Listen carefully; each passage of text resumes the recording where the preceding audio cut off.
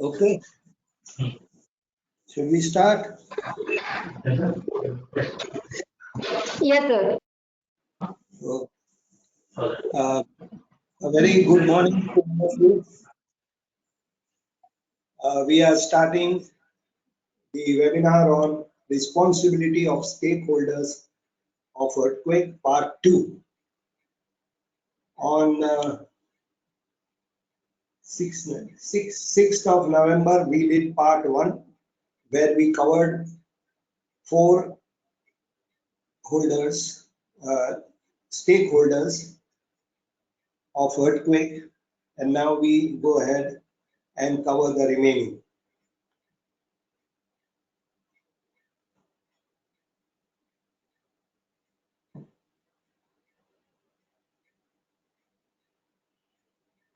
The stakeholders which we are going to cover is very, very important. The first one, trained engineers, skilled and unskilled workers.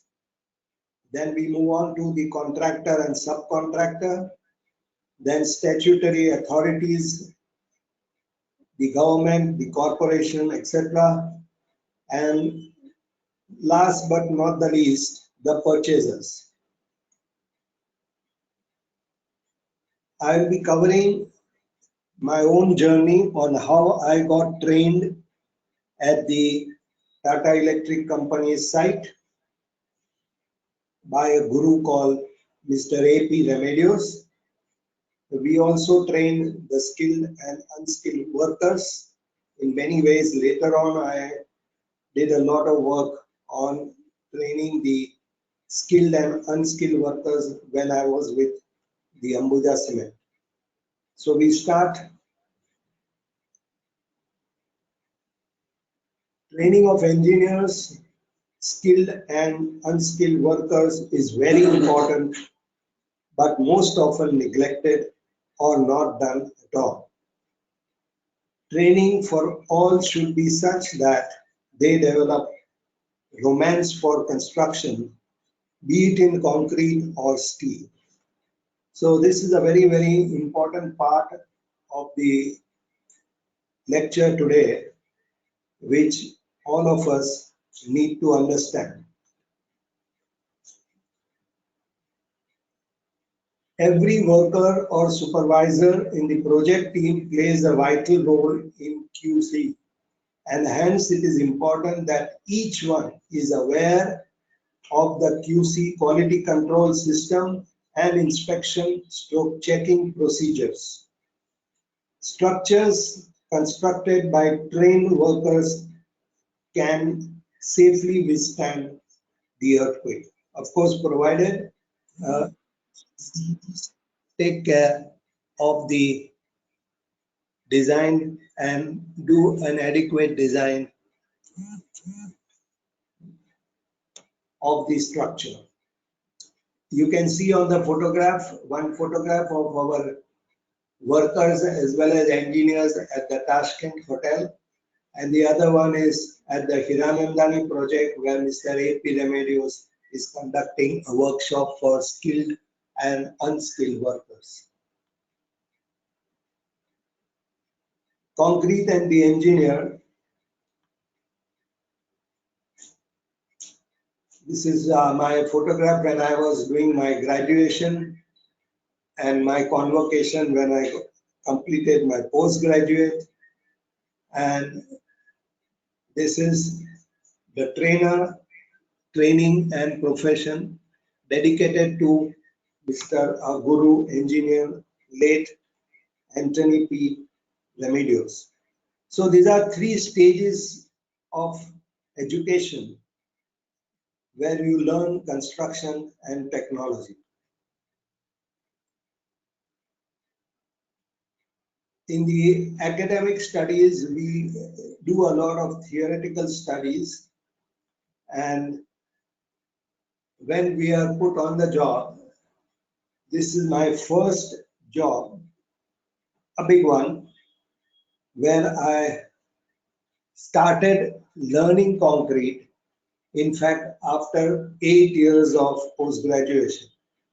Because earlier days in the Tata Power Company, we were doing mainly the maintenance work, and this was the first opportunity given to me to supervise the wagon tippler construction in 1979, which was located at a very critical area where a lot of railway wagons were running, coming in, bringing coal, bringing oil to the power station, the existing power station, and created a lot of problems, disturbance in the subsoil. We were excavating 17-meter deep trench for the wagon tippler.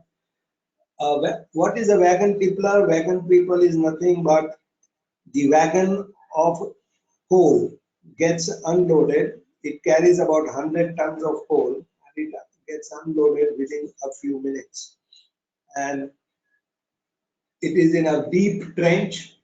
And I think I made all the mistakes possible a civil engineer makes without any training or without any knowledge or practical experience.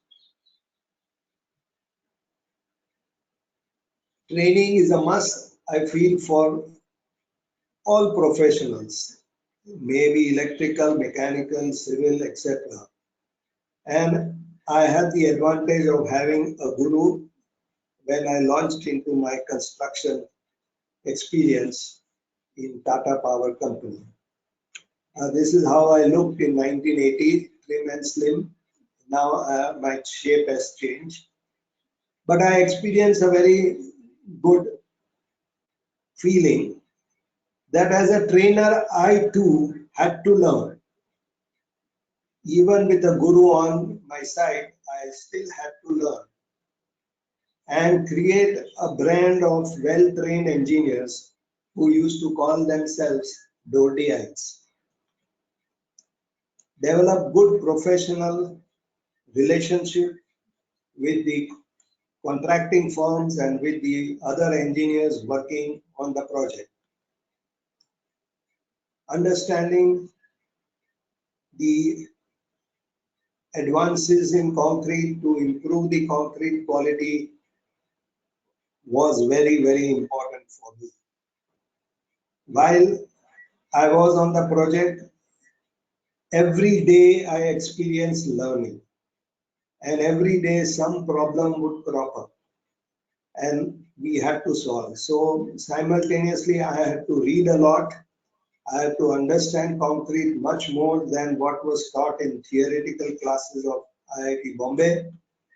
And I had to be innovative, creative, and humorous to keep up with the training of my juniors and improving the quality at the project.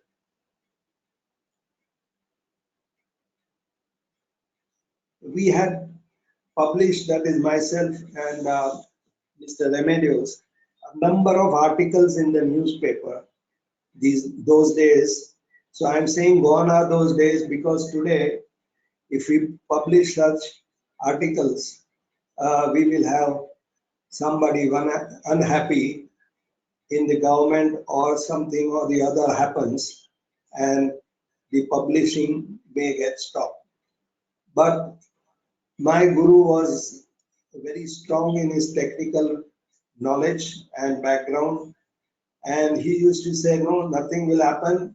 We will publish whatever we feel is the right thing, and whatever be our opinion, let them challenge it, and we will give them suitable replies from time to time. So a lot of articles we covered the situation. The first problem came in at the very beginning of our project. We found that one of the building called the Akashdeep building at Opera House in Mumbai collapsed due to many people having contributed, and they were the guilty ones. You can see that article. Then Thane Creek Bridge was also on the verge of collapse, and a lot of repairs were done, but they were not satisfactory, and ultimately another bridge came in and took over, and the old Thane Creek Bridge is now taking very light traffic. Simultaneously, we found that lots of roads in Mumbai were giving problems, and in those days they were building the tar roads. Not many concrete roads were there, but it was only after Suktankar retired and Mr. Tinekar took charge of the Municipal Corporation of Greater Mumbai, we started constructing concrete roads. And I remember it was my pleasure to train the municipal engineers who were going to supervise the concrete roads with the help of their administration, who agreed that yes, it will be a good idea to conduct training programs. So we conducted one 2-day program at the Tata Electric Company's auditorium in Trombay, where myself, Mr. Remedios, and some other experts were invited to deliver lectures and conduct the training program. It was a pleasure that even the director, Mr. P.M. Kale, attended the program, and he had a lot of work on his hand. So he said, I will just come for the inauguration of the program. Uh, our managing director, Mr. S.P. Manektala, also was one of the senior members of the Tata Electric Company attending the program and gave a nice inaugural speech, and so did Mr. P.M. Kale. But Mr. Kale was so impressed with the beginning, which Mr. Remedios and myself delivered, that he continued. He told me that he will stay on till lunch, but later on spend full 2 days without leaving the program, because he found it very, very interesting for his engineers as well as for himself. So, top people are interested and motivated, the juniors also get motivated and start learning things. I came across Mr. Remedios in 1979, and I found in him remarkable attributes. He had excellent understanding and experience of concrete. He was not afraid to express his views on bad work. Even to a senior most person, he would say that this is not the work I want, this is really bad, you must improve.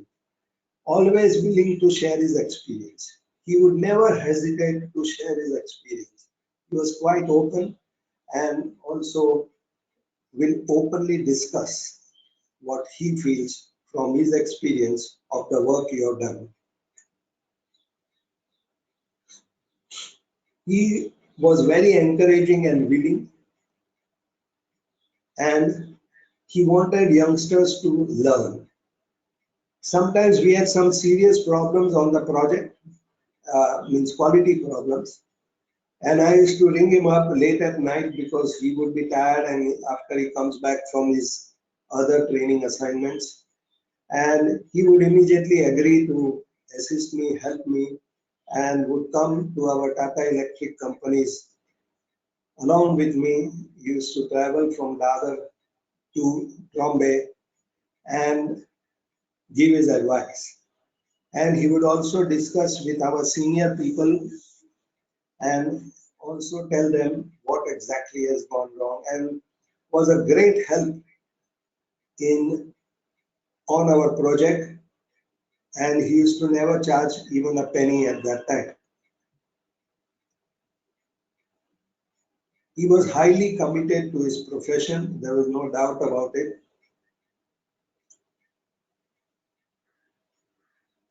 He was very disciplined, punctual, and strong. What I have observed is that generally discipline and punctuality are not there in many young engineers. And even today, I feel that if they give me a date or time, they will not come on time. He was physically very strong. He came from Zimbabwe, and I used to always joke around with him that you are like a monkey from Zimbabwe. You can easily climb all the scaffoldings and staging, etc., without any difficulty. But I am a Bombay-born lad. I cannot do all the exercises you do and demonstrate your strength. He was really very strong and also very helpful. Not many professionals have taken up teaching construction practices and sharing their professional experience. We've found in Mr. S.N. Manohar, late Mr. Manohar, a very good trainer. He had a very good experience in design. He used to mainly design tall chimneys and other structures. His office was in Bangalore in the beginning, later on moved on to Bombay, Pune, and his contribution also in our workshop was tremendous. Jaikumar J. Shah was another person who was associated with us for training various engineers in the workshops, not only in Ambuja Cement workshops, but also in the Institution of Engineers workshop. He's also no more with us. He recently expired. And both of them were very devoted teachers. And here you can see on the bigger photograph is we are celebrating 200 workshops of Ambuja Cement, and we called it Concrete Learning, where almost 800 participants from all over India attended this particular learning program, and we also distributed the certificates to those who had attended our concrete mix design and various other workshops in Ambuja.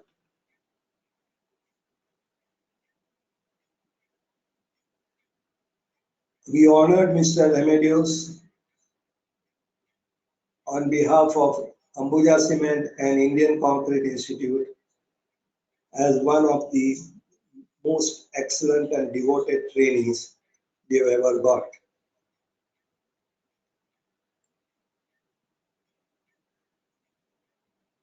Another get-together we did was at UD City Auditorium, where we celebrated the completion of our 400 workshops.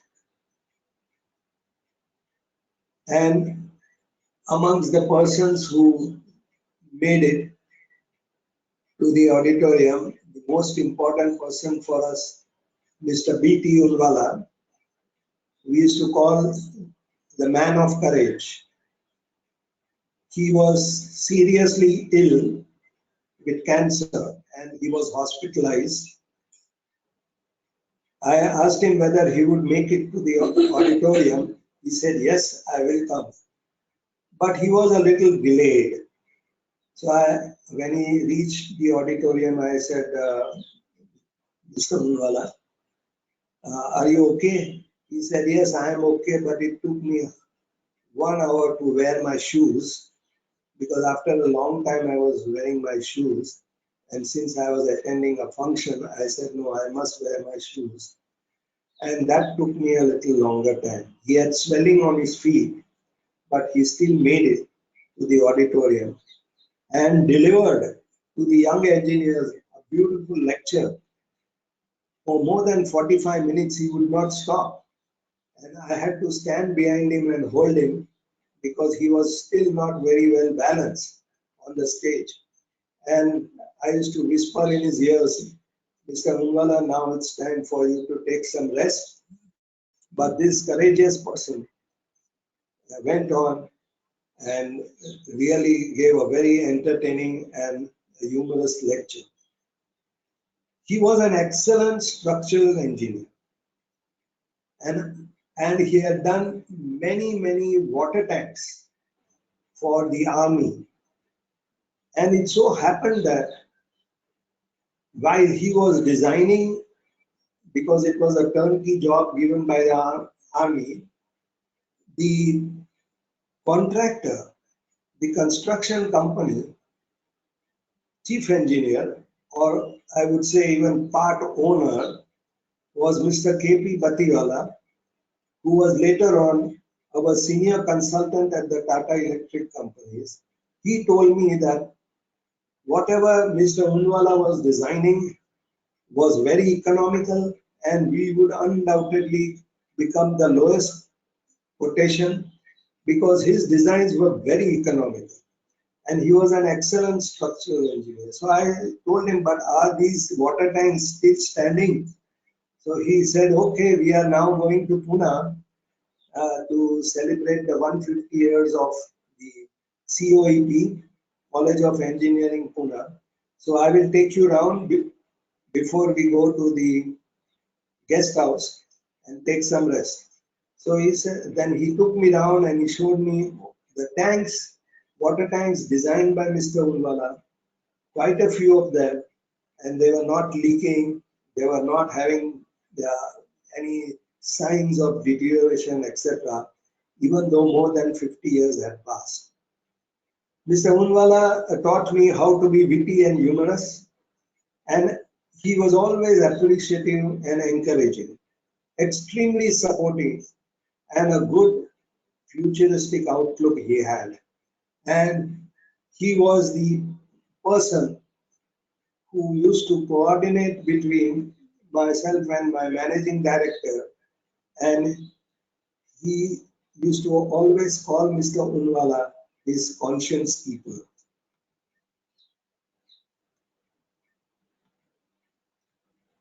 So how can I save our structures from earthquake damage? Was always a question on my head when I used to see such deteriorating buildings in Mumbai.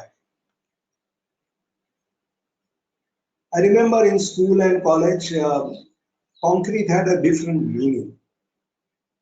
We used to say concrete proof I want, or maybe concrete example, concrete solution, or I want concrete results when the exams come. The professor would say that. But in profession, after an earthquake, it was a different scenario at times because I found that concrete was crumbling.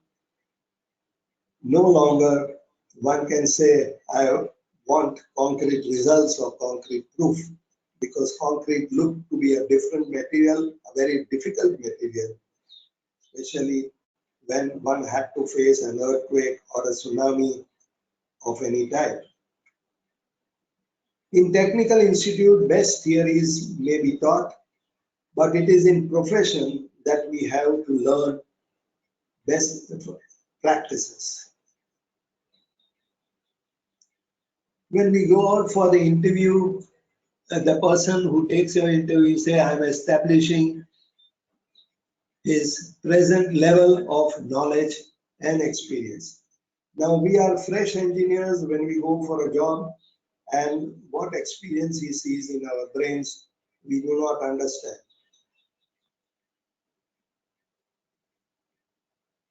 I remember after I joined the Tata Power Company, I had to do a lot of learning. I thought my BTech and MTech from IIT would be sufficient, but no, sir. I had to continue to learn, and I learned many things, even some aspects of design, some very much of contracts, aspects of various contracts, communication skill, survey, and various other things.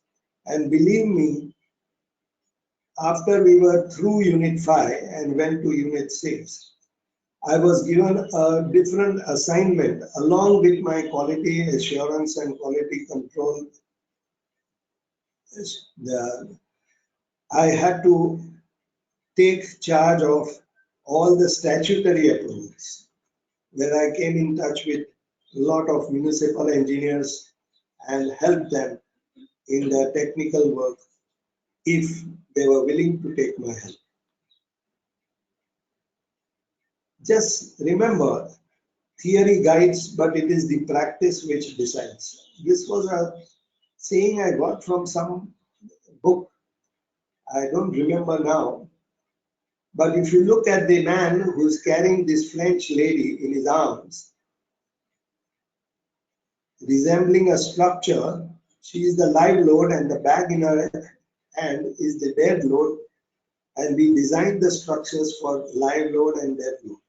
And if this person had not practiced how to carry heavy loads in his arms, certainly he will end up in bed with a backbone problem. Even without earthquake, concrete problems and failures kept occurring in the early days in profession, giving a clear warning to civil engineers like me to be careful when we are supervising the quality of the construction work. You can see the famous Akash Deep building collapse at Opera House. The building collapsed and fell on the railway track. Luckily, this collapse took place at a time when the railway was closed at 3 o'clock in early morning, and the lower portion of the building was first two-story construction, later on extended by 5 more stories, and the top portion of the building collapsed because of bad quality, maybe because of bad construction practices, and could be also due to poor design.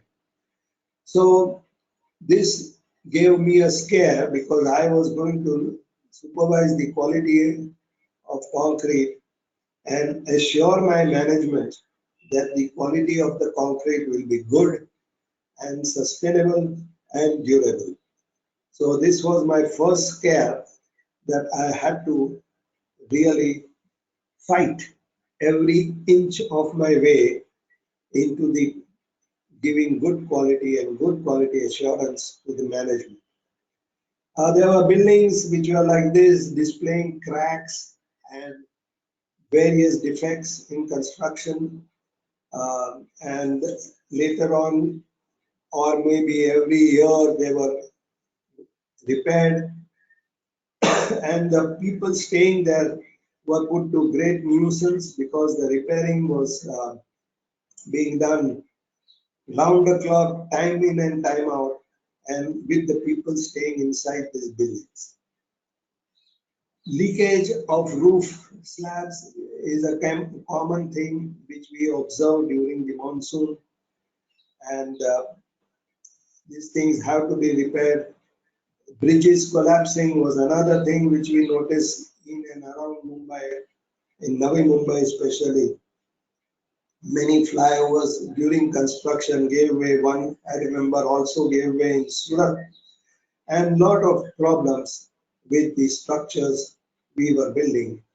And one thing was certain, that civil engineers may be careful, but they may be ignorant to many things because they are not trained in profession.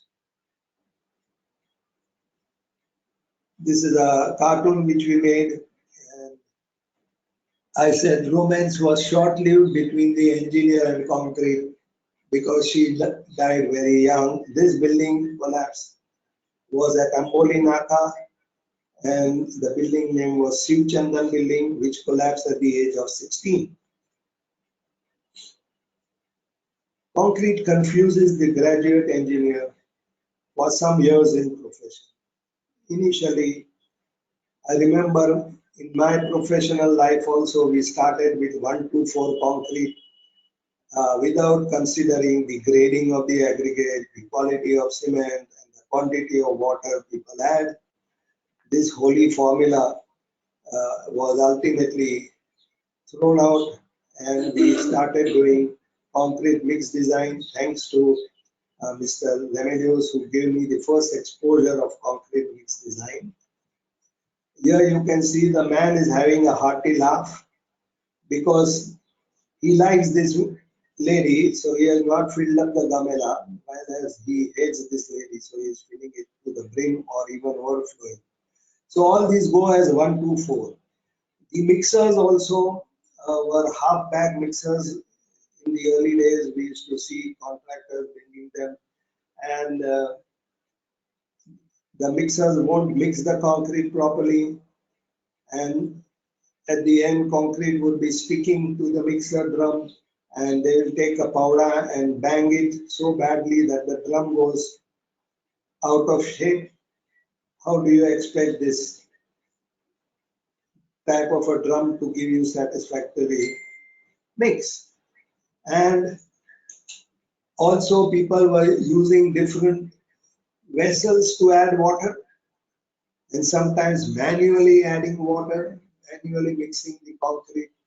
And this was what used to really hurt me, that how can we get good quality with all this infrastructure? So one day, Mr. Remedios was requested to conduct a training program in the Tata Electric companies for a hostel building which we were constructing. And the specification said that we should have a mix of M250 grade, 250 kg per centimeter square at 28 days should be the strength.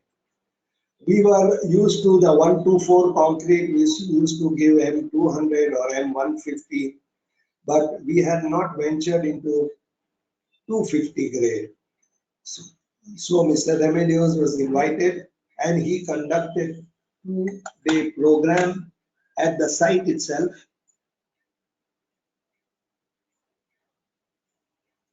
Luckily for me, he insisted with the organizers that I must have your quality engineer also attending the program. We had never seen each other, we had never met each other. So I got the opportunity to attend this workshop. And suddenly I found that all the questions which used to come to me, and I did bad job at the wagon tippler, started coming in. Hello, are we connected? Aishwarya, can you hear me?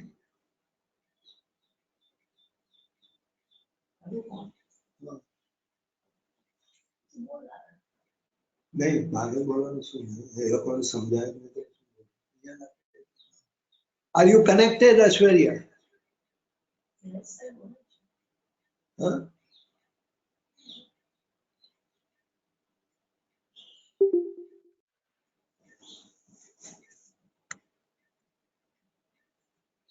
Can you hear me?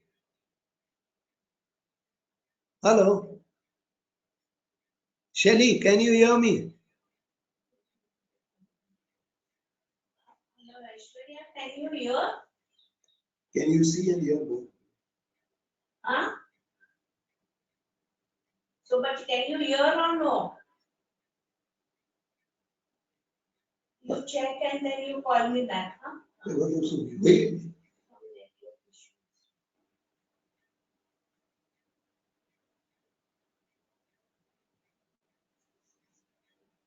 आपको check करो.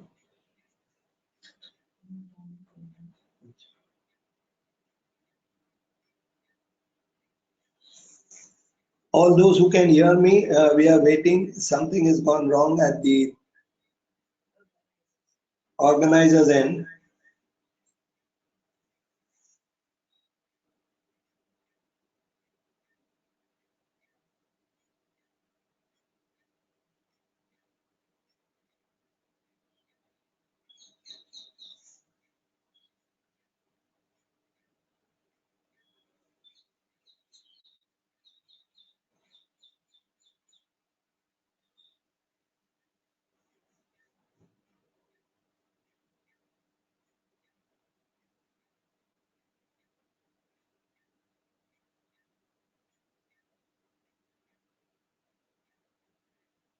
On check करो phone. नहीं करो phone on check है Aishwarya sir. नहीं.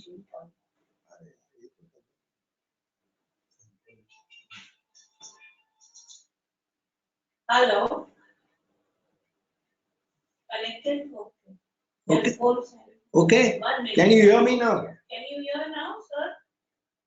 Yeah. Okay. Okay. So Mr. Remedios was invited to do the mix design, and he organized a 2-day program of concrete mix design. And on the very first day, I found that most of my questions are getting answered. And also a very interesting, in those days we used to do concrete mix design by graphical method based on road note number 4. And it was a very complicated method to understand.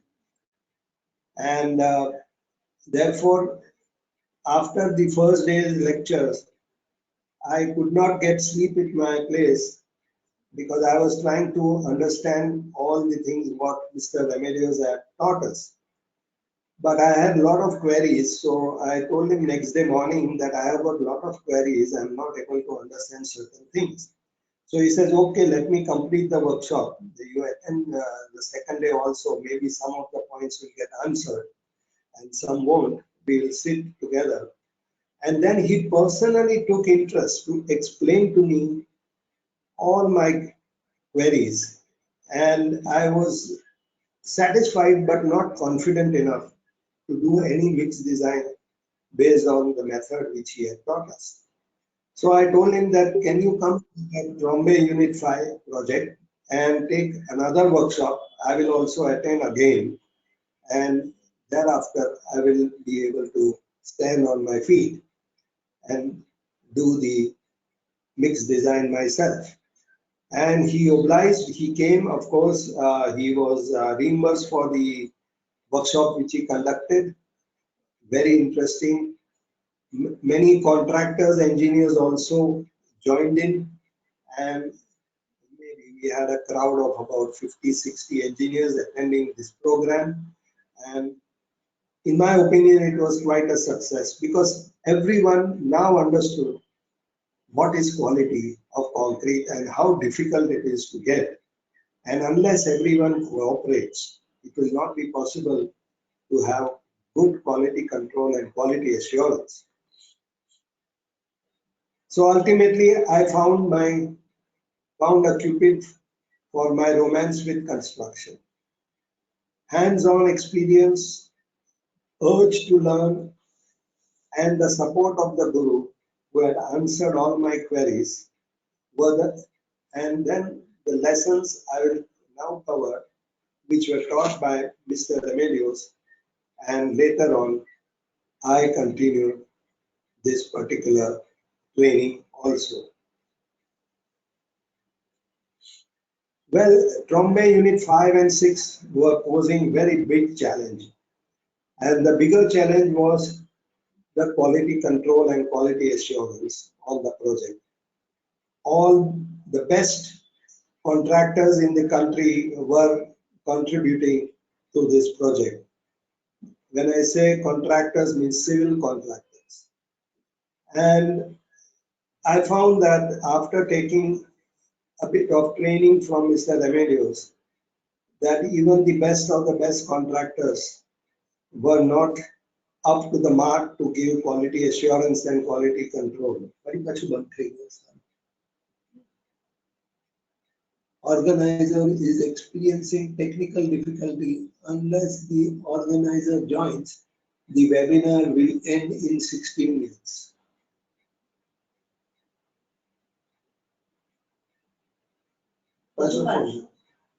Hello, can you hear me?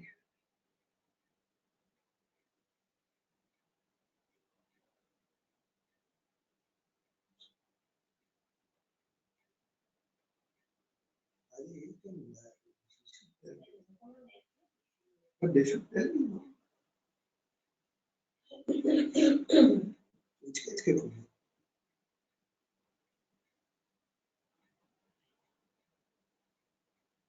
Hello. Hello. Again, some problem is there.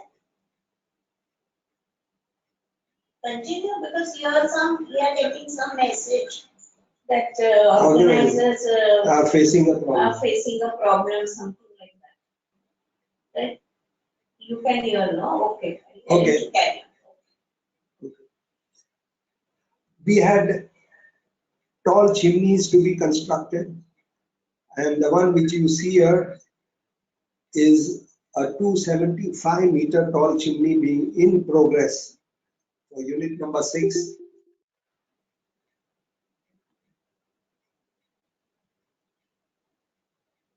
You are muted.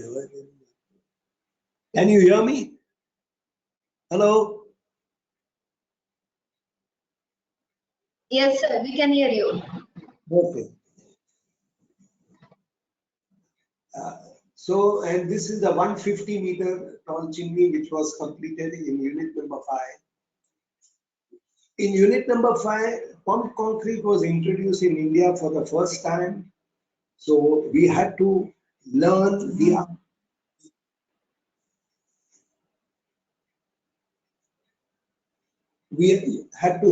art of doing the concrete mix design suitable for pumping of concrete.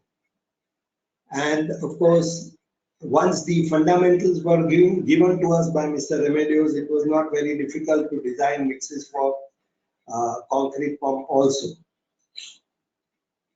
Then we had the large cores of the turbo generator.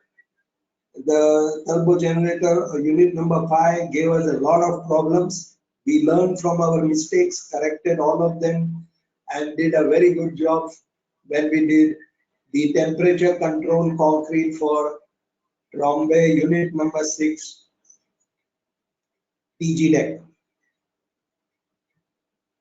Then we had to do a lot of offshore work, jetty work, construction of caissons, etc. So all this gave us a very big challenge. Remember, as earthquake causes severe forces on the structure, it is therefore very important to construct defect-free structures to minimize the damage, if any, in case of future earthquakes. This was very, very important, and we went into the basics of how concrete is to be produced and what should be the workability, what should be the cohesiveness. Mr. Remedios himself is to train us in all these aspects.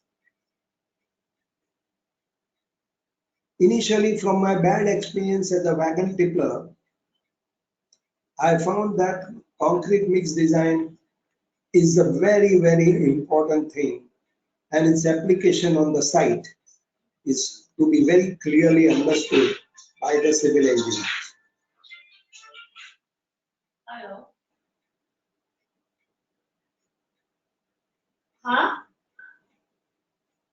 Huh? What? Okay. But he can continue, no? Okay. Okay. You continue. She has made you the organizer. Okay, so concrete mix design and its application on the site is very important. Another very important aspect which I realized was that formwork design, reinforcement layout, and site checks are very, very important. And there should be a civil engineer on the site who is competent enough to do the formwork design or check the formwork design which the contractor has submitted.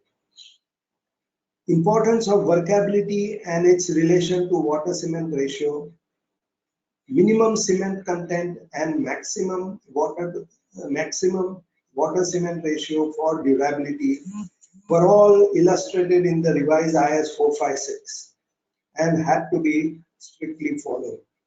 Execution of concrete operations on the site from batching to curing have to be supervised, and each and every worker had to have the knowledge of what is to be supervised and what is to be learned.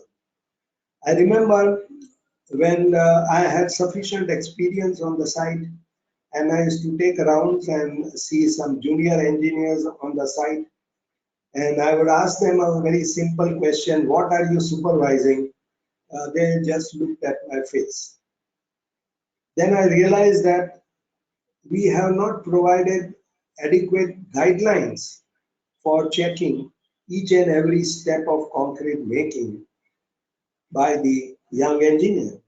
So when I went to Ambuja Cement, later on, I made site checks, booklets showing what are the things to be checked on the site by the civil engineer.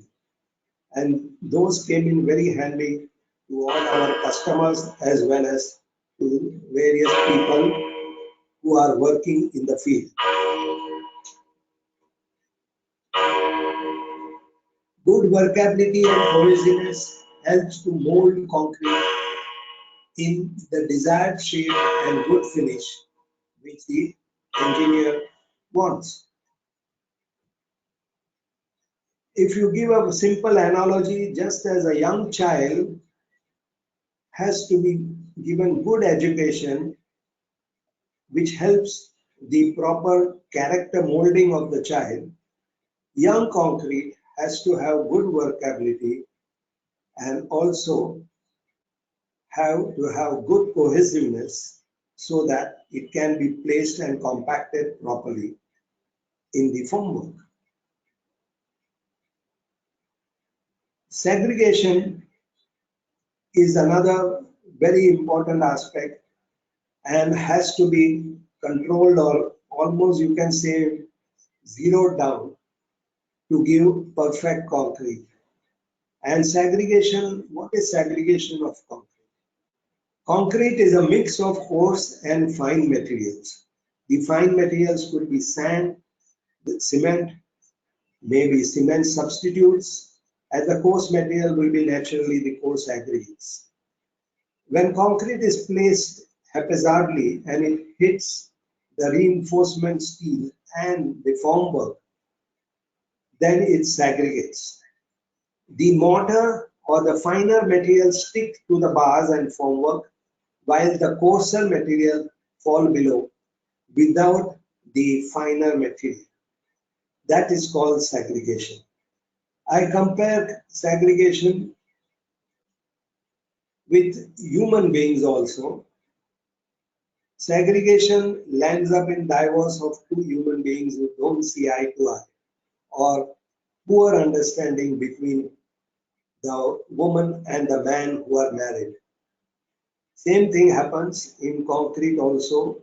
The poor understanding of concrete leads to segregation and poor finish and also creates great problems of durability. So one has to give appropriate similarity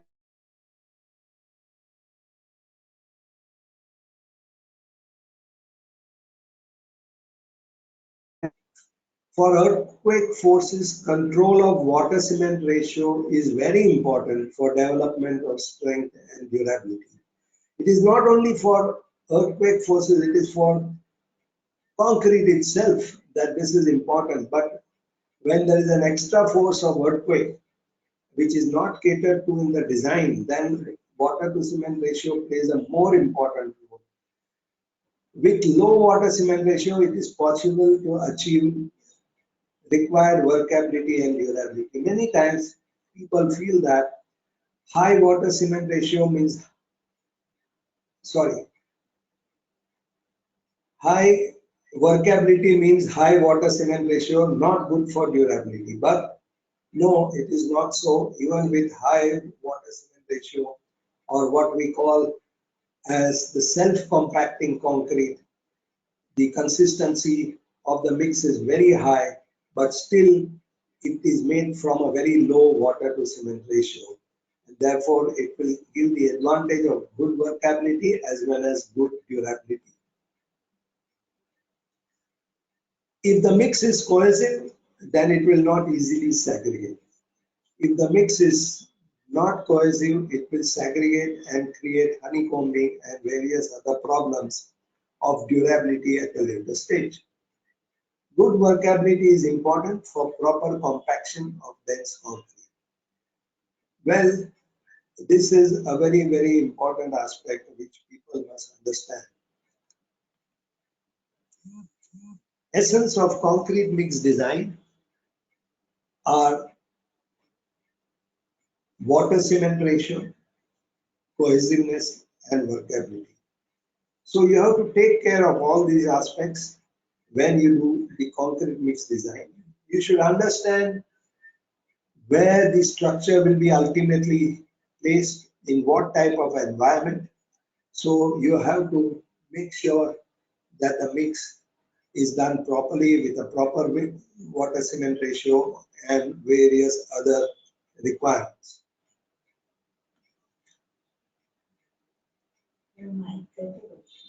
It's okay. There are 5 dangers which can cause serious damage to concrete if it has to face earthquakes or earthquake forces. The first is the mix itself. You can see the mix just unloaded from a mixer which is segregating too much of water, high water to cement ratio, etc. At the place where it is being unloaded by the mixer itself, it is segregating. So such mixes are very dangerous to the structure.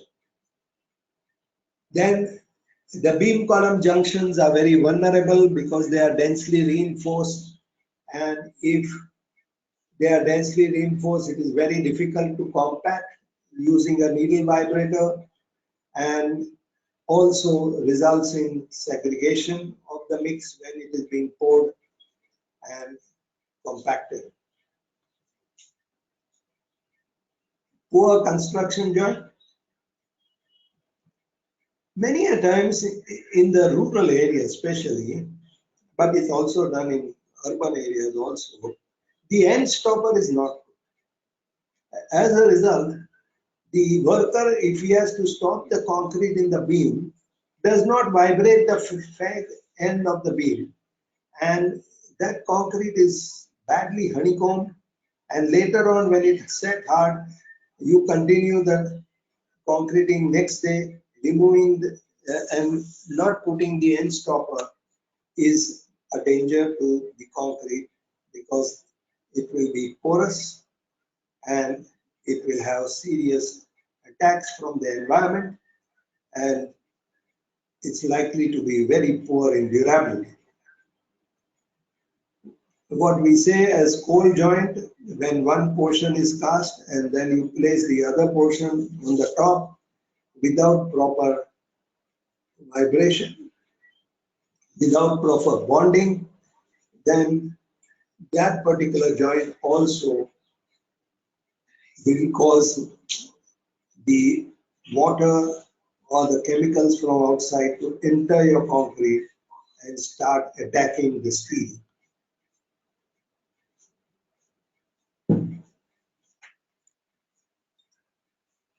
Porous concrete due to inadequate or no concrete cover on the reinforcement again is a big issue in the industry. But today we get much better concrete because of the ready mix supplies are there, and if they are properly supervised, you get the correct grade and durability also. But again, let me tell you, ladies and gentlemen, that ready mix concrete is the solution, but not the ultimate solution if it is not supervised and understood and done properly. If it is done properly, yes, it is a great advancement to concrete in our country. Concrete, if done properly, is leak proof. Now, this is a very good example. This is the municipal outflow tunnel where the sewage is pumped into the sea, and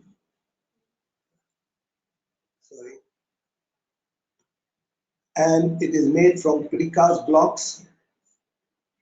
It goes below the sea and travels about 2 kilometers inside the sea, and it has to be properly made and connected and made leak proof, and therefore it's one of the projects which the municipal corporation of Greater Mumbai has done with proper care and supervision. The Narmada Dam, we make many dams in our country. They have to be leak proof, of course. This is a beautiful roof of the Expo 2000, which was in Portugal, which I attended, and this was the Portuguese pavilion. And the design of the roof, showing the way the slab would deflect, was made beautifully and constructed beautifully. Very thin slab you can see, and it was not leaking.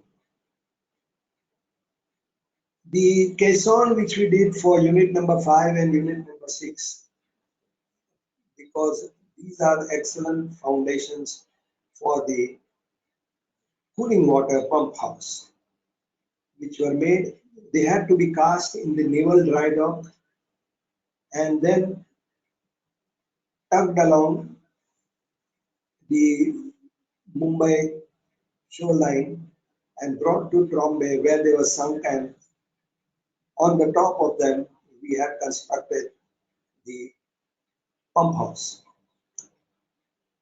But they had to be leak proof because they have to make a journey of more than 10 hours from the dry dock to the place where they were sunk and where the location of the foundation of the cooling water pump house were located. They were made out of 250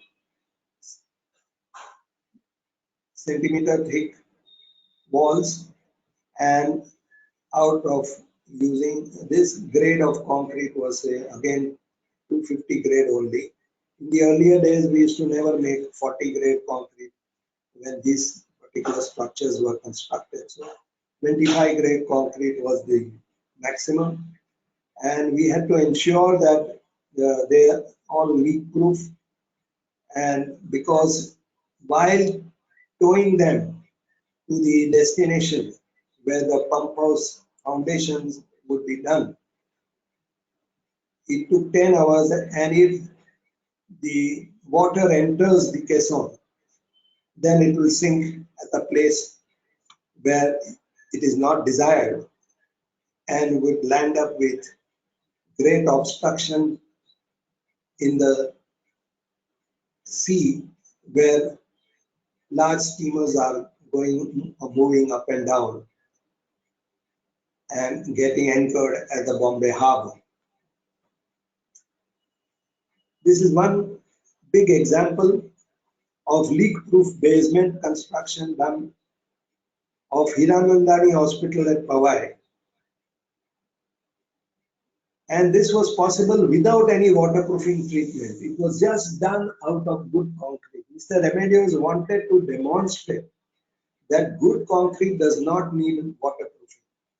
And he did that with his personal supervision and effort. And when he was admitted to the same hospital, Hiranandani Hospital, for treatment, he told me this story, that this was personally supervised by me, and I ensured that you can go down to the basement and see there is no leakage, and it is done without waterproofing treatment. So friends, if you supervise the concrete, if you design the concrete properly, then there is no need for waterproofing. And in fact, he has proved that without doubt that yes, no waterproofing is desired. Every concrete failure gives us some learning. This concrete failure on the top right hand side was of a Mansi building in Ahmedabad, which took almost 40 to 50 lives, was because of unauthorized construction. After the building was approved by the Ahmedabad Corporation, the builder started making cantilevered extensions for his floor where he used to reside, and cantilevered out And when the earthquake took place, the cantilever portion gave way, killing a lot of people. The builder survived, but he lost 8 members of his family. And this was due to, of course, the bad design of the unauthorized extension. The Mandovi Bridge collapsed in 1986 in Goa. It was built by an Indian contractor, but the design of the bridge was given by the USSR engineer and had a problem of severe corrosion because the technique used was not as good as what the Soviet used in their motherland. It resulted in corrosion of steel and ultimately collapse of 2 spans of the bridge. Now, of course, it is fully reinstated and functional. Then the Shiv Chandan building collapsed in 1994. I joined Ambuja in August 1994, and this particular Shiv Chandan building collapsed 1 month later. I visited this particular collapse with Mr. Remedios, and that too, people told us that there was severe corrosion and problems, and therefore the building in the front collapsed. The building behind, where one of my friend was staying, he was a contractor but not a civil engineer, was somehow repaired and reinstated repeatedly, so it survived. But this building in the front was not repaired, and therefore it collapsed before the building at the rear. In one of the workshop, I was showing this slide, and then someone came to me, one of the engineers who was participating in the workshop, and he told me, "Sir, what is the actual reason for the collapse?" So I said the actual reason only came to be known to me very recently, because they were rebuilding this particular structure, and when the foundation was exposed, they found that the builder had put a lot of sawdust in the foundation pit because he wanted to save money of how to dispose of this particular sawdust. There was a wakar or sawmill there, and that resulted in differential settlement because he has put the footings of the building on the sawdust in various pits. So this resulted in differential settlement, cracks, and therefore durability became a very big problem and it collapsed.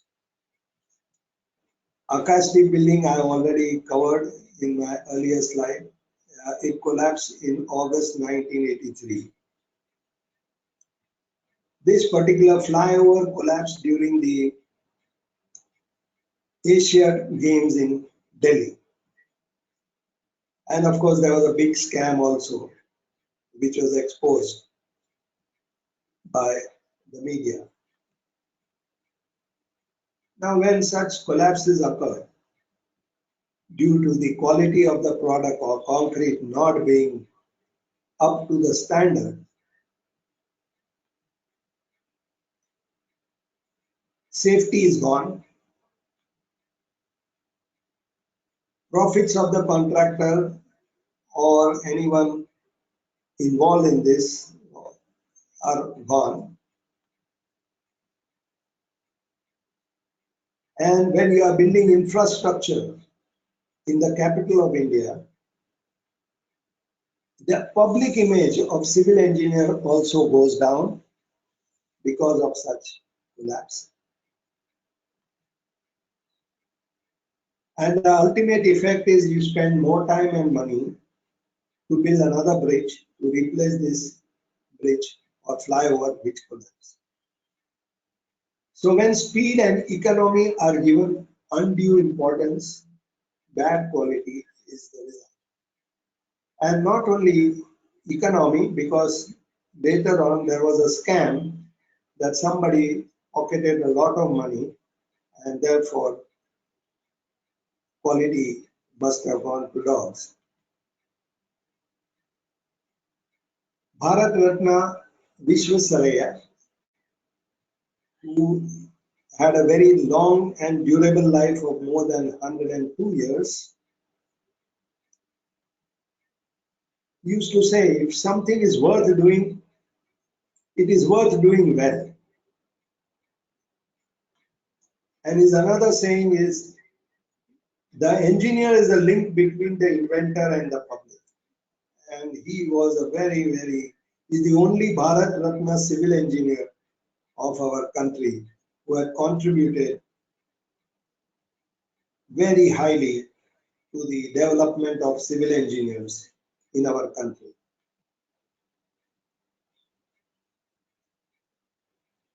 Mr.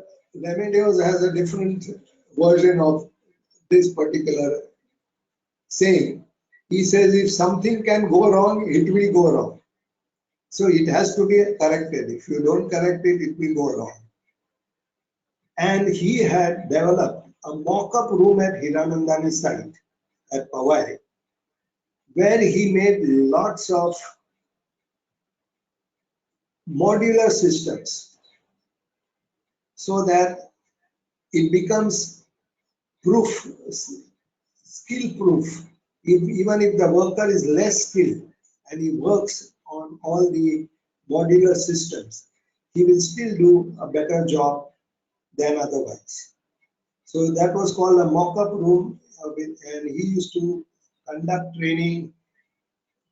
He had made various steel chairs for placing the reinforcement, various things, connecting uh, tools for reinforcement, extension of bars, etc. And used to conduct part of his workshop in the mock-up room at the Hirananda.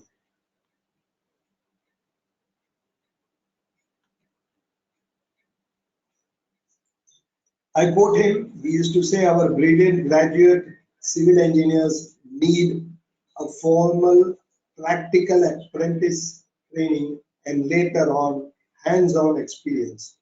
Only then the romance is successful between the engineer and concrete. And if yes, if you agree with him, then the results are you can see beautiful structures. And if no, then sorry, your structure won't stand. So this was his idea of civil engineering career. It must have apprentice training as well as hands-on experience with the backing of a guru like him. After taking the technical lessons at the IIT Bombay for 7 years for my postgraduate, graduate and postgraduate, my learning continued on concrete construction at Tata Electric Company's mega projects. I learned several more lessons from my own mistakes as well as from mistakes of others. I had the technical backing of my guru, but he was not all the time present. Off and on, he used to assist me on some major technical problems, which were all resolved with the help of and guidance of top management of the Tata Electric companies. My efforts resulted in creating a brand of civil engineers who call themselves Dodians. And this is what the banner wrote when I was given farewell from Tata Electric companies by my junior colleagues. And you can see them. Some of them joined me in Ambuja later on. Some of them continued with the Tata Electric company, some went somewhere else, etc. But the entire team of engineers and workers gave me the farewell. You can see here my better half, Mrs. Dodi, and of course, Archana Pilankar, who was my secretary at that time. Training of supervisors and ensure that work is done as per specification and drawing at site is important. You can see here, Remedios always used to love conducting programs on the site. Learning goes on with experience. It depends on the individual on how he or she applies his or her experience stroke training when required. When I joined Ambuja, I took upon myself to publish Ambuja Technical Booklet Series. 158 of them were published, mostly from my learning at the Tata Electric companies. In addition to the above, in Ambuja, we conducted lecture series which numbered to about 1,250 and concrete mix design workshops which numbered to 670 were also conducted all over the country where Ambuja market were located.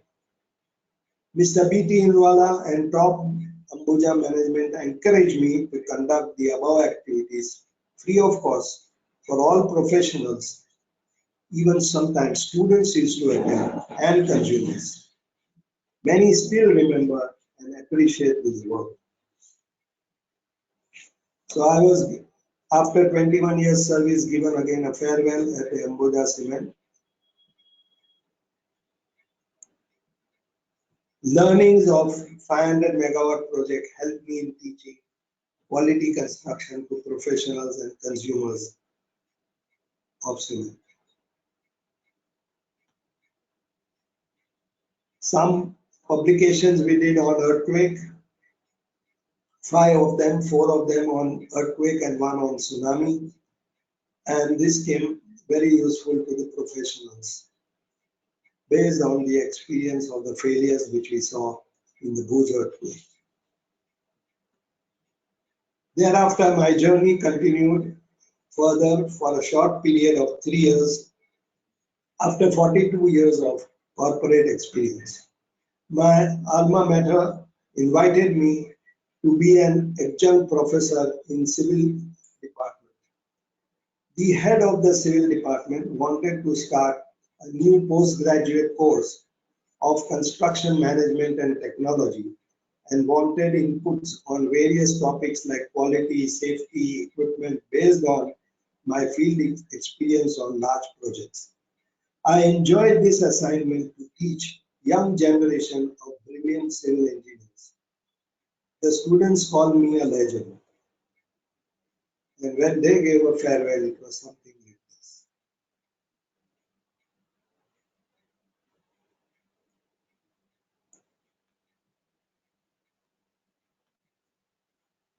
Now we go to the other stakeholder, the contractor and his subcontractors.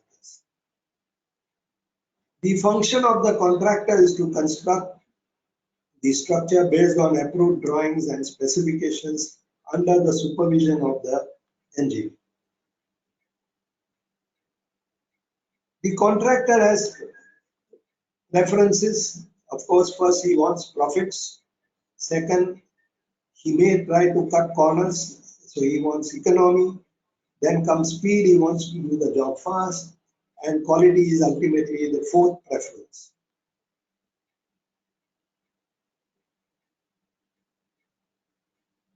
What are the responsibilities? He must have a qualified and trained and competent supervising staff. To utilize good quality materials with proper proportioning and of all ingredients. To pay utmost attention in all 7 steps of construction of concrete load-bearing members.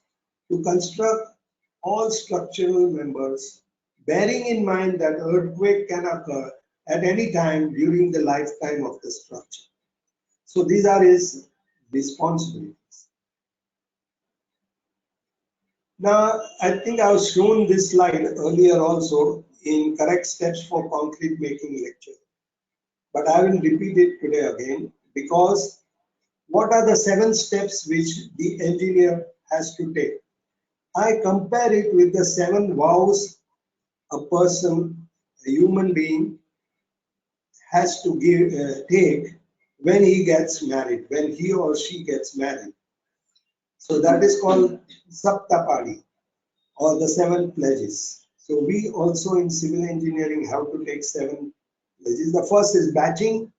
The batching must be done correctly. Otherwise, the mix design, which is done on a computer or using a calculator, can go haywire in actual practice. The next step is mixing. The material which you have batched has to be properly mixed in a good mixer, which has blades which are not far away from the drum. They are very close to the drum with baffle plates inside. So it gives a very good mix.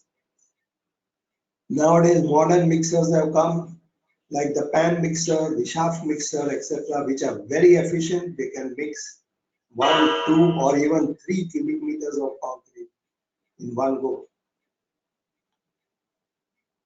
The next step is transporting. Now you have mixed the concrete, you have to transport it.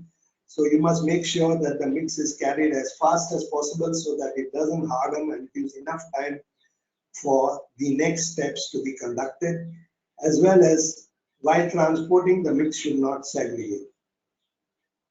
Nowadays we get the transit mixers, where if it is transporting mixes from the batching plant to the site, it prevents segregation because the drum is rotating all the time at a very low speed.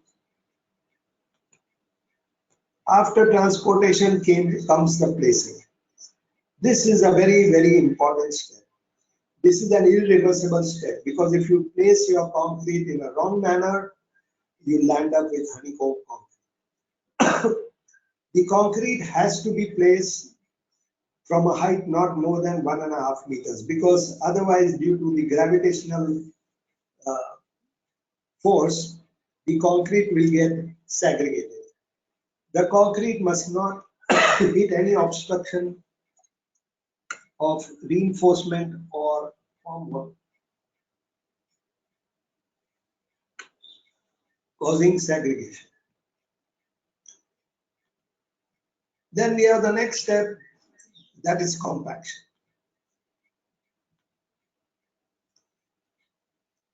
The mix should be very efficiently compacted. The speed of compaction should match the speed of placing, and ultimately you should be very careful while vibrating. Over vibration also causes segregation. When you are vibrating, keep an eye on the mix in the formwork, and when the air bubbles stop coming up, it means that you have consolidated the concrete and the compaction should stop.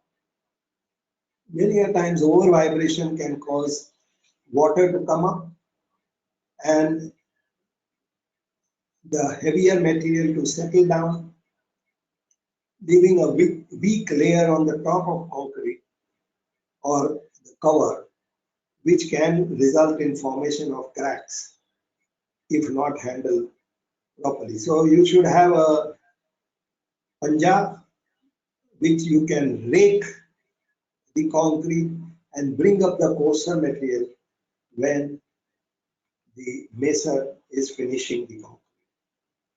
Coarser material at the top layer reduces the cracking of concrete.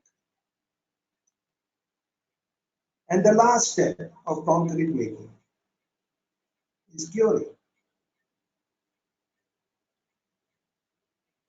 So if you take these 7 steps properly, or if you take the vow and comply with it properly, you land up with happy married life, producing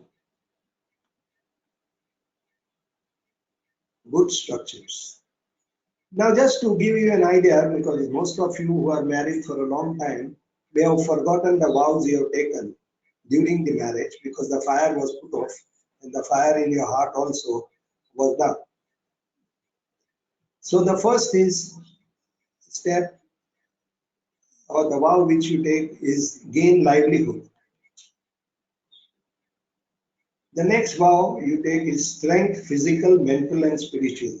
Both the husband and the wife has to comply with these vows. The third is to gain wealth and prosperity. The fourth vow you take is knowledge, harmony, and happiness. The fifth vow you have to take is healthy, long-lived children. And the sixth vow is joy of all seasons. And last vow is everlasting friendship and true companionship. So if you are successful, you will produce structures like these, and of course durable structures. So these are all important steps and vows which we make during our lifetime. You must also make these vows when you are doing concrete. Training to construct RCC mullions and transomes in masonry to avoid failure of masonry during the earthquake. Somehow these mullions and transomes have lost their importance in our construction. They should be revived because these are like bands of concrete which retain the masonry wall and do not allow it to collapse. It may have cracks, etc., but it will not collapse and kill the human being inside the structure. So these are very, very important. Somehow, in Indian scenario, they no longer exist. Reinforcement, misalignment, and adjustment, as shown below, can lead to serious failures. Now, generally, the column should be right in the center of the footing below, but due to some survey error, the location of the column has changed, but the engineer has not found it important to change the location of the footing.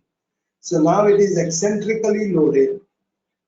The column will be eccentrically placed on the footing, causing a serious problem of differential settlement and also sometimes, one never knows, a failure of the structure.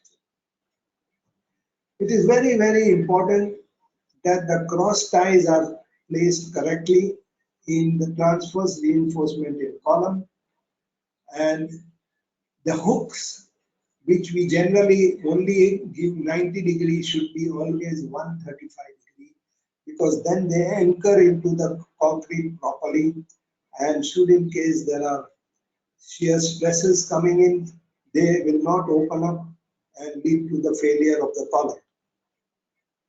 We have shown you earlier also some failures. Now, beam also similarly should have proper ties, cross ties, and hooks, which are 135 degrees, not 90 degrees hook, because they will also hold on to the concrete properly, and should in case there is an earthquake, the beam will survive the earthquake. So steel reinforcement detailing is important to avoid failures. Additional reinforcement if required to reduce the risk of portion of the concrete falling away from the column is very important. Here you can see very tiny 6 mm dia bars are used as ties which either break open or come out.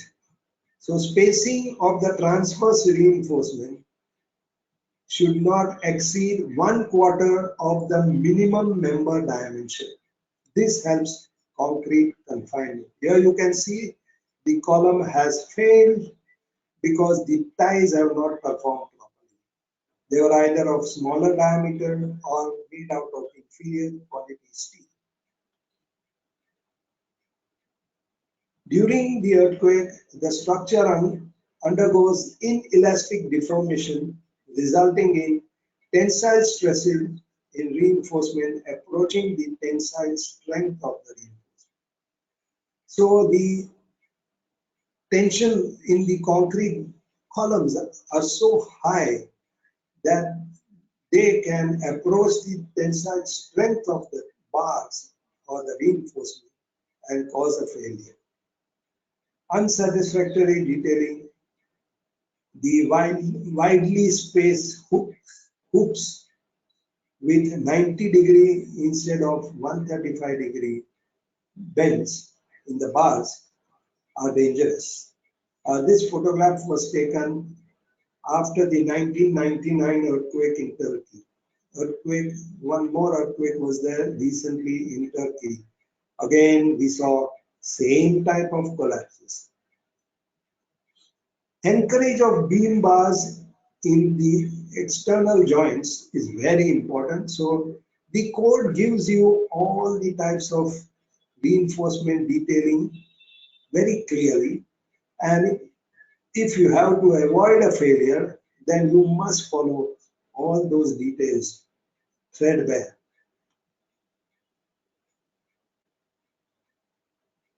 Cantilever staircases and cantilever chhajas or canopies collapse because the detailing at the connection is not done properly as per the Indian standard code. Stakeholders, again contractors, what they should do: strict supervision, compliance with the code specification, drawings and rules of the statutory authorities. But these are only left in the book and nobody reads them, unfortunately. Even the engineer sometimes does not pay attention to these particular code specification, drawings and rules. Proper proportion of materials in the mixed design. High strength, high workable concrete of low water to cement ratio. Dense concrete free from honeycomb, entrap air, cracks and corrosion. Quality of all materials, including steel reinforcement, should be as per the standard specified by in the drawing, design drawing. Statutory authority. How should the statutory authority function? Timely scrutinize the plan as per the building bylaws and development control rules. Check the floor space index calculation. Many a times buildings are constructed and then we come to know or realize after they are occupied also that the floor space index is violated. And then they want to demolish a couple of floors on the top, which is, I think, a very serious problem. Payment of fees and other charges and deposits. Timely stage-wise clearance of construction. This is very, very important because at every stage of construction, say at plinth level, after a certain number of floors are constructed, etc., should be done on time. Otherwise, there will be a delay just waiting for the authorities to come and approve the construction. Checking of structural design to meet the seismic requirements. Often nowadays, for high-rise structures, etc., proof consultants have to check the design also. So that is quality assurance of the design work. But my question is that are the municipal engineers who check the structural design and approve them competent enough to work and approve what the designer has done? So check of compliance and with specifications also is important. So all these are the duties of the statutory authorities.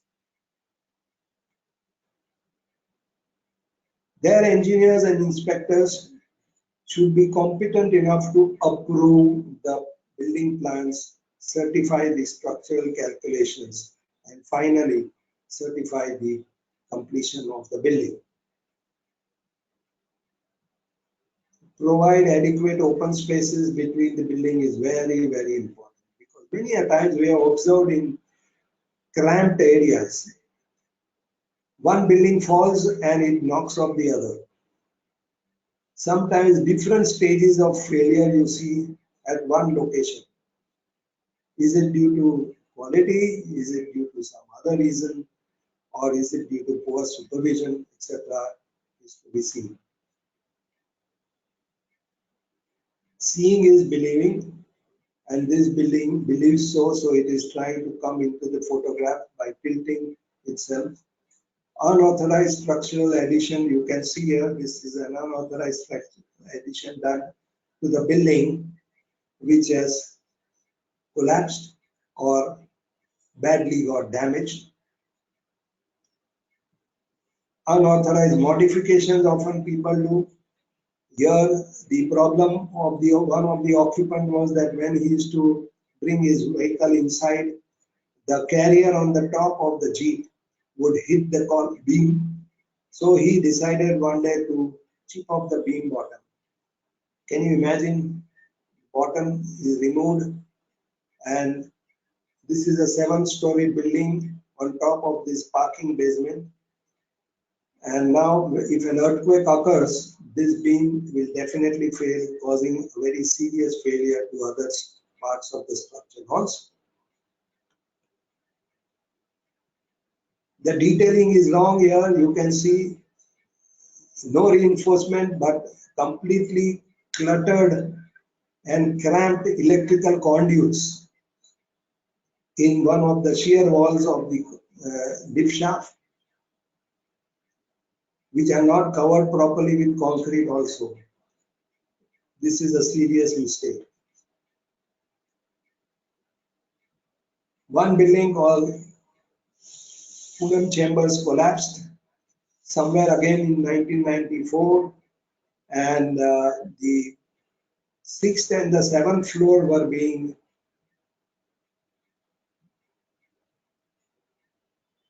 added, not added, sorry, there were some additions and deletions, I would say. There was some interior decoration was being done, and they found that they had to conceal the steel conduits, which I showed you in the earlier this thing, because that was a different building. And therefore, they chipped off the column cover. They found there is reinforcement inside, the shear reinforcement. They had removed that and put conduits, and then later on plastered the column without any shear reinforcement. This resulted in the 6th and the 7th floor of the building collapsing onto the floor below. At first instance, only 2 floors collapsed, and in the middle of the night, fortunately, after the building was vacated, the entire building, entire wing where these modifications, additions, and alterations were done collapsed up to the ground floor. Now, 21 people died in this collapse because when the first collapse took place, there were office hours and all the commercial establishments were housed in that. So people inside could not escape and they died. This building we have seen again cantilevered structures which were extended after the completion certificate was issued without any approval of the Ahmedabad Municipal Corporation. And the building partially collapsed. Now purchasers or occupants occupy the premises and reside with their family.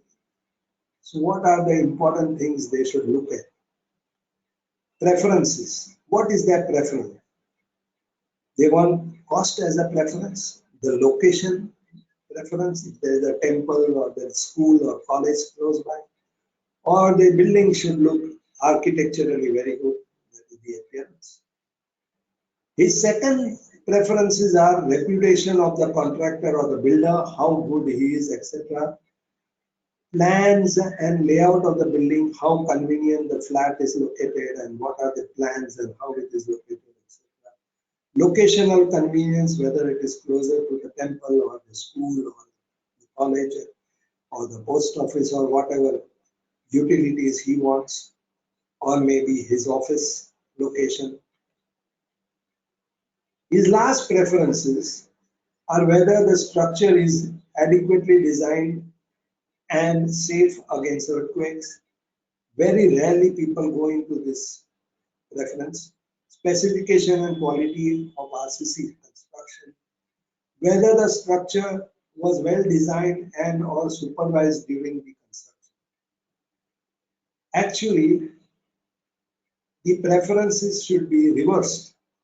The last preference should be the first preference, the second preference remains where it is, and the first preference should be the last preference. But purchasers don't see that and therefore land up either losing their life or their property.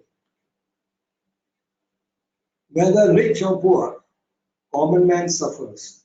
The main reasons are ignorance, carelessness, or greed.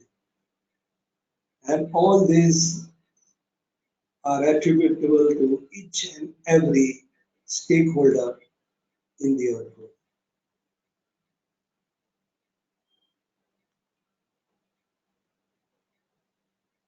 You can see the sad faces of the stakeholders, the purchasers, the occupants, etc., when the buildings have just collapsed and crumbled, and the near and dear ones are dead or hurt, injured. There are other stakeholders like the government, the insurance agencies, clerks of work, public and private sector companies, virtually everyone who pays taxes. But in our country, only 4% of the population pays taxes. So I should have included everyone who doesn't pay taxes also should be included. Well, this is the destruction of an 8.8 magnitude earthquake in Santiago, Chile on 2010. You can see very badly damaged flyovers and commercial establishments. A very huge earthquake took place, 8.8. This is a very funny example of a Maharashtra mandal in Gujarat, where beams are off center of the columns. This must be the design of an eccentric structural engineer. I don't know whether he was from Gujarat or from Maharashtra. But certainly nobody designs a building like this. But the building remained intact. So I say that whatever engineer proposes, God disposes. So here the building was intact. It only suffered few cracks and slight damages thanks to the strong belief in Ganesh, whose statue stands at the entrance of this building. The present scenario is like this. Labor does as he is paid to do. Architect does as best he is allowed to do. Builder provides what he can easily afford to. Engineer does as best he is trained to do. Department does what it is used to do. Purchaser paid what he is demanded to do. Supply has surpassed the demand. Procedure has bypassed by shortcuts. Commerce has taken over conscience. And therefore we get damages and damages, deaths and death. Huh? Yeah. Sorry. The last one. Take up more responsibility, but not this way. Here the boss man says, we don't want to be a bunch of yes men around me, right? And everyone says, right. You said it's absolutely. And the path of least resistance is to be a yes man in any organization. But I remember the words of General Manekshaw, Field Marshal Manekshaw, once saying that yes men in the army are cowards and they don't die alone, but they kill other people also along with them. So you have to be careful. When you have yes men around, you will definitely have more problems. So wake up before the next earthquake shakes you. Share your knowledge. It is the best way to achieve immortality. At present, I have retired from active service. However, my services are used by organizations to give lectures in their webinars. One such organization is Qcrete, whose MD is Shelly Fernandez. He was one of my colleagues in Ambuja Cement and has now successfully diversified into good RMC business in Kerala after working with me in Ambuja Cement. He has given me an opportunity to keep myself busy in the mission to spread the technical know-how.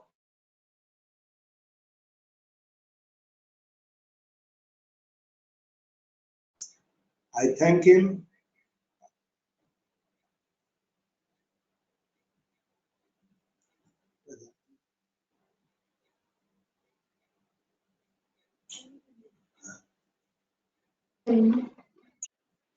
I thank Shelly Fernandez and his team, Ashwarya and Kaushik, for helping me conduct this webinar today.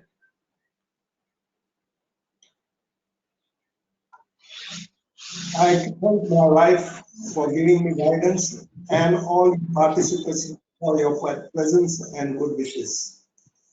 If there are any questions, please send them on the email. The selected questions will be answered by me. Thank you very much. Okay, Good afternoon. good afternoon. Thanks a lot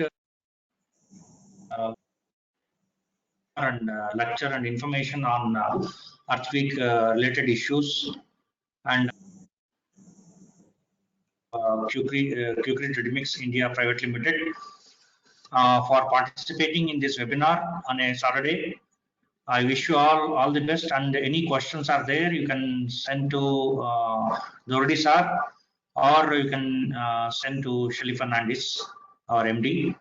Thanks a lot. Thanks once again. Your beautiful presentation and a very unique presentation on earthquake related issues. Thank you, sir. Thank you. Okay. Thank you. I close. Yeah.